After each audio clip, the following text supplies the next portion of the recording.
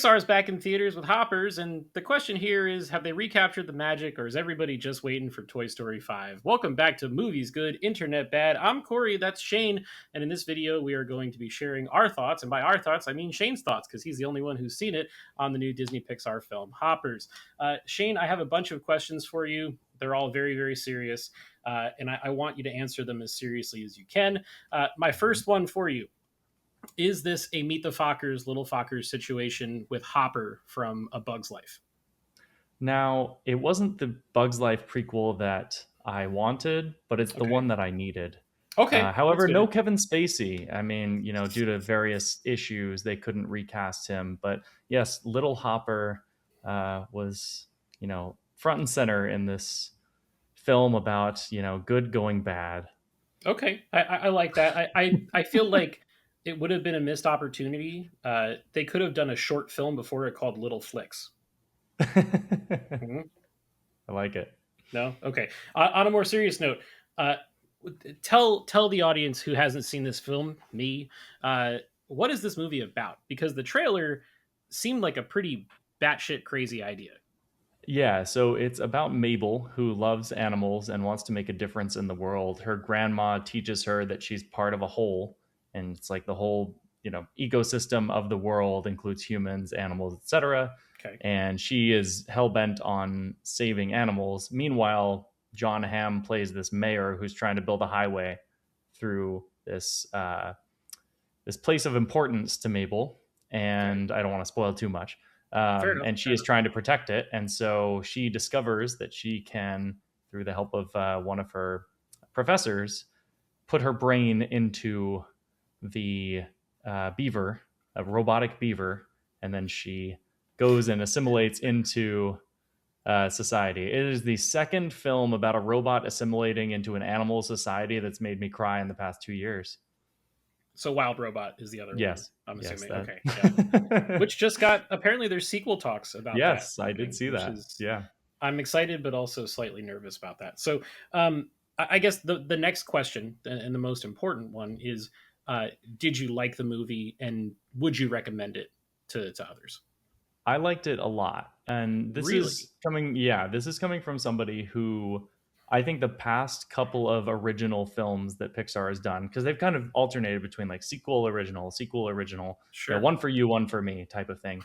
Yeah. And most of their originals have been a little bit lackluster, in my opinion. Elio was cute, but like I thought it had some major issues. Um, what was the one before that? Elemental was also cute. I forgot about that Had a one. little bit of pacing issues. Like I thought it mostly did. Elemental was like largely better than the reception uh, for it actually was. Hmm. This one though, I think hit on almost every note. It's not perfect. There's a couple of, I feel like the intro was a little bit rushed. First act really gets you going maybe a little bit too quickly. A Hmm. couple of payoffs that weren't completely set up, but I think this movie has a lot of heart and it is very funny, like Good. Okay. hilariously funny. The whole theater was dying laughing in multiple parts in this film. So So I highly recommend it. I thought it was great. I'm curious because you mentioned the first act kind of just diving right in. I saw something, I think it might have been Matt Damon, where he was saying on a podcast, like, we don't do first acts anymore. Yeah, Movies are just one giant third act, right? It's just yeah. go, go, go, go, go, hit the action, pedal to the metal, all that nonsense. And movies don't really take their time in the first act anymore. Do you think that what you saw in this movie is reflective of that? It is it is better than most movies nowadays at Okay. first act, but I still think it's just a touch rushed. It could have taken its time a little bit more. But it also throughout the film flashes back to the first act a little bit in Okay. a couple of key moments throughout. So it's not like the first act is all of the backstory that you get for this character. It kind of reveals more as you go. Okay. That's cool. Um, so with a lot of Pixar movies, there seems to be like a divide. Whereas, is it for children or is it for adults? Which age group does this one skew more towards? This one, I think, finally they went back to making something for all ages. I feel like Okay. Pixar, past however many films, has made films that like are animated, but they're mostly for adults. I felt Okay. Elemental was much more for adults. Turning Red was much more for adults. Yeah. Elio, you could take it or leave it. This one though has a lot of funny kid moments in it. Okay. I think kids will love it, and there's also a lot of adult jokes in there. It reminded me a lot more of like older Pixar, Hmm. not not fully, but a lot more of that style where it's like kids will find a lot to love here in terms of the cute animals and all the antics. Sure. Adults are also there's a bunch of references to older Pixar films too. Oh, There's a cool. bunch of Okay. adult humor in there that like people are not going to understand, kids are not going to understand. And I feel like that's when Pixar is at its best, right? When 100%. when anyone from 5 years old to 50 years old can enjoy the film. Yeah, I agree. Was it one of the old hands that directed this movie, or is it? No, Okay. no, it's a newer director. This might be his debut. Wow. Okay. Cool. I like that too because it has also felt in the past like Pixar movies that weren't directed by John Lasseter or Pete Docter or Andrew Stanton didn't really get like the marketing push that a lot of the other ones maybe Yep. deserved. So that's good to know. I looked at the cast list before we did this video, and there are a Hmm. lot of big names in it, which I think a lot of the more recent Pixar movies haven't really had that. So I was curious, how are the performances? Because a lot of times when big names go into voice acting, it doesn't translate super well. So what'd you think of that? The biggest name here is probably John Hamm, and he's Okay. fantastic. I mean, Meryl Streep is in it too, but she is not in it for very long. She's a She's nobody. Who's Yeah. that? Meryl Streep. No, Get she's the she's in she's in the film, but she's not in it for an extended period of time. So Okay. it's not like it's easier to get like a cameo voice acting type thing Yeah. than it is to get a full role. But John Hamm is the main antagonist of the film. Okay. Dave Franco is also a key antagonist in the film, and he's excellent. But no, the voice acting was all fantastic. I felt, Okay. Very cool. I John Hamm is just kind of everywhere right yeah, now. yeah, It's weird because he had like his big moment with Mad Men, and yep. then he kind of trailed off a little bit, and now it seems Hmm. like he's got that show on Apple that Yep. everybody's raving about, With and the the meme, meme. raving. Did you the rave meme? Yeah, Was that's that a I know pun? that meme. I understood that reference. I had a Captain Yeah, America moment there. So cool. My next question is, and you kind of alluded to this already, but original Pixar films, they have yeah. a hard time breaking into the zeitgeist and becoming synonymous with something like a Toy Story or a Finding Hmm. Nemo or Up or whatever. Do you think this has the chance to end up on the shelf with those ones, or is it more like a Elio Luca situation? I'd say somewhere in the middle, personally. Okay, It's way better than Elio, Elemental, Luca, Turning that's great. Red, in my opinion. Okay, It's not quite the all-time classic, instant classic. okay, Um, but like it's near like so the last original film that's going to do it's that did well at the box office was Coco, and I think it's almost as good as Coco. Coco was ages ago. Yeah, Man, it's been a has it long been that time since long they've had since an original hit. Well, like a because big think hit? about it, like their originals went straight to streaming for a little bit. Oh, that's true. Turning Soul, Red was I Onward, think and Turning mostly straight Red. to Yeah. yeah, and Soul as well. Yeah, I so really like Soul. I thought Soul was very I do good. too. But A Soul is lot of also made people, for adults.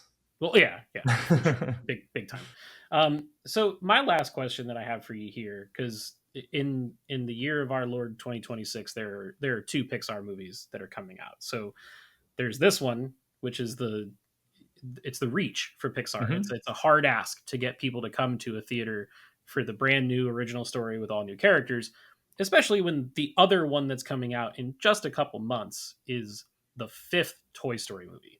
Yep. Do you think that audiences are going to have enough energy for two Pixar movies, or do you think they'll say, "Nah, we're just going to skip this one and go see Woody and Buzz during the summer"?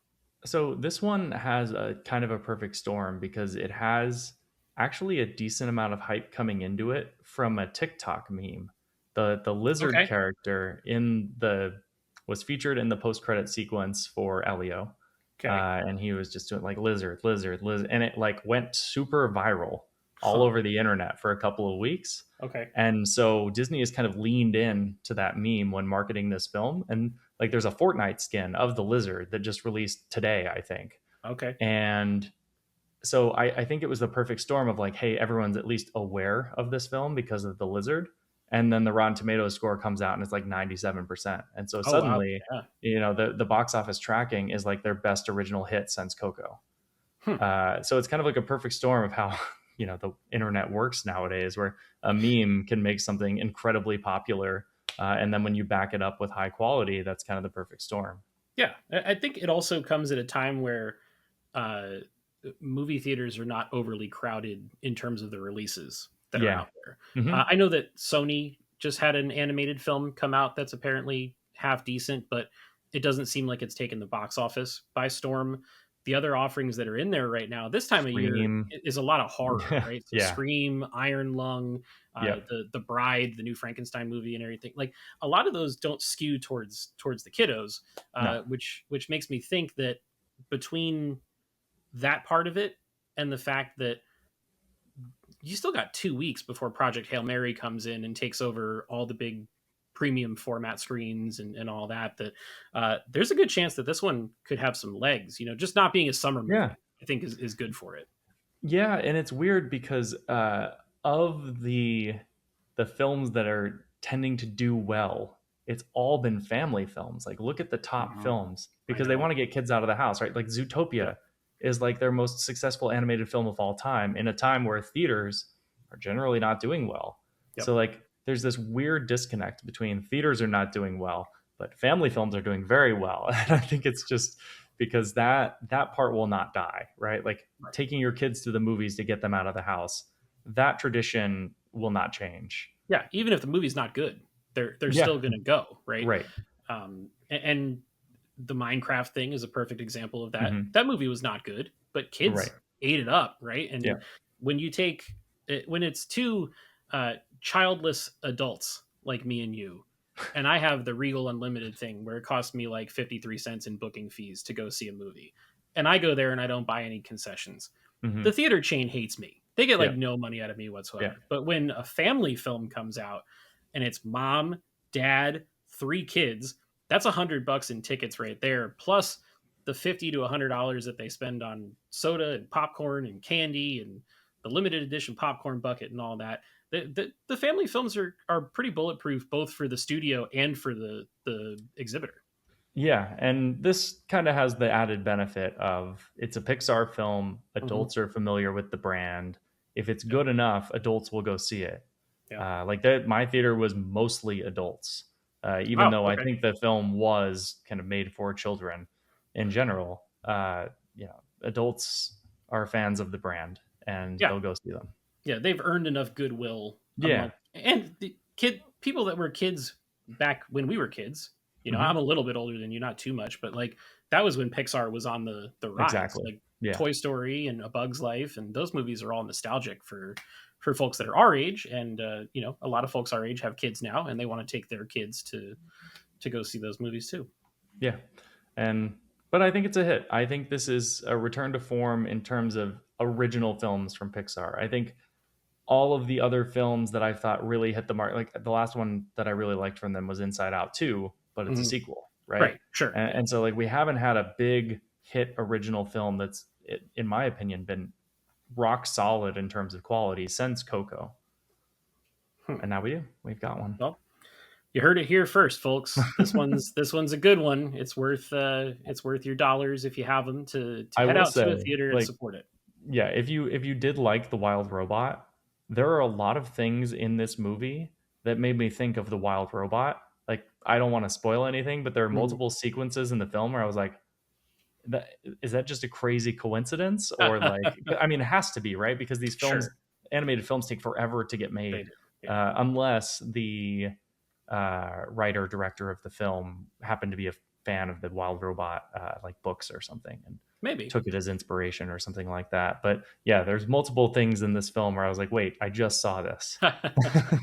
Yeah, I think with animated family films, there's kind of only so deep of a pool of ideas that you can reach into that Right. sometimes you're gonna inevitably get some overlap. But Yeah. any other thoughts on this one before we take it home?